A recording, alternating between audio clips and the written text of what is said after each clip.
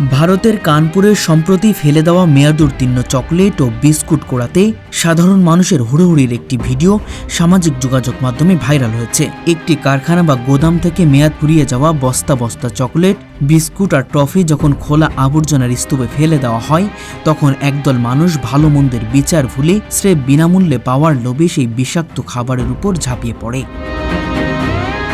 নিখরচায় পাওয়ার এই অন্ধ কাড়াকাড়ি দেখে মনে হচ্ছিল সেখানে কোনো মহামূল্যবান ধন সম্পদ বিলিয়ে দেওয়া হচ্ছে, কিন্তু বাস্তব চিত্রটি ছিল অত্যন্ত লজ্জাজনক এবং ভয়ঙ্কর।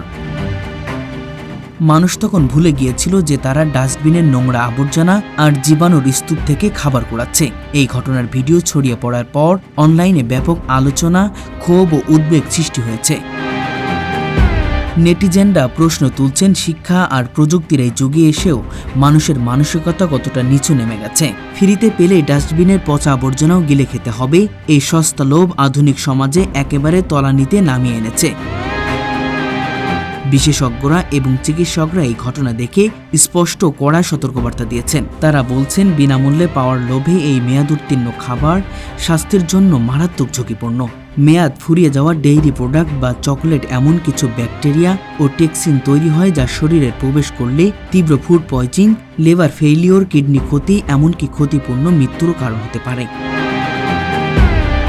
স্রেফ ক্ষণিকের জীবের স্বাদের জন্য কিংবা কয়েকটা টাকা বাঁচানোর অজুহাতে এবং নিজের অবুঝ সন্তানের জীবনকে এভাবে মৃত্যুর মুখের দিকে ঠেলে দেওয়া কোনো সুস্থ বা সচেতন মানুষের কাজ হতে পারে না। এই ঘটনাটি কেবল একটি অঞ্চলের মানুষের অসচেতনতা নয়, এটি আমাদের সামাজিক অবক্ষয়ের এক নগ্ন দলিল। শিক্ষার হার কাগজে কলমে বাড়লেও তাদের মৌলিক জ্ঞান সাধারণ। তাদের সাধারণ জ্ঞান, স্বাস্থ্য সচেতন এবং আত্মমর্যাদাবোধ আজ কতটা গভীর সংকটে তা কানপুরের এই ডাস্টবিনের যুদ্ধ প্রমাণ করে দেয়।